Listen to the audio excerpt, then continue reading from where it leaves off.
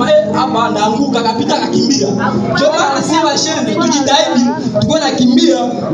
Hata kama nasikia kwa parole wanasema asema kwake mkati zaifu mbele chai.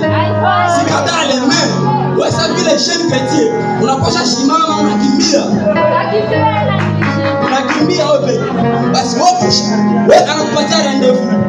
Sote uko mfia mwenye kanisa.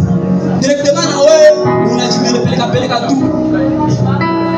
Mtu aende hivi akakuita. Wewe mfia akakuita. Omwe unakuya tena marafiki yako bawili. Chukule garso sasa bwana mko bawili. Ataogopa atapata tena nguvu. Shida ni kwamba sie wa jeune fille ndio tunashileta kaleta. Ba jeune fille wanashileta kaleta. Uko unashileta wewe peke. Ndio maana tujitahidi sana. Sina wewe peke yako zikata. Vraiment tujitahidi sana ile ni maana sana. Before wewe jeune fille unakuwa na kataa. Unaona mna gani ya kukataa? Usijibebebe tu wewe peke. Before unajishimama kwa sababu ile fille.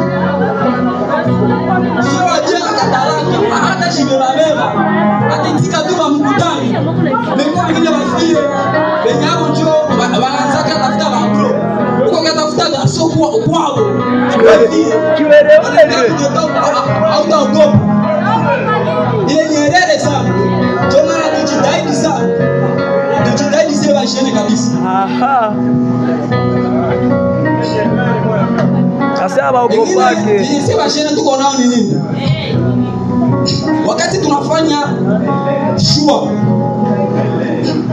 tujitahidi sana ya kukuwa na nzare zone kwanza. Unajiuliza eske hivi nata ingia ndani na niweza juko sasa tunashingiza tu mubitu tunaingia. Ukishingia mubitu vinakushinda njoo prepare unaanza kwa regretter, unaanza kujiuliza mafuta sio zishapoteza.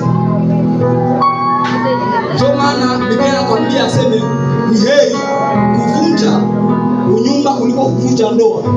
Kama unaona afia mwenyewe unapendana naye, unaona sasa vile iko tu aeleweki, achana naye mbele wakati. Achana naye.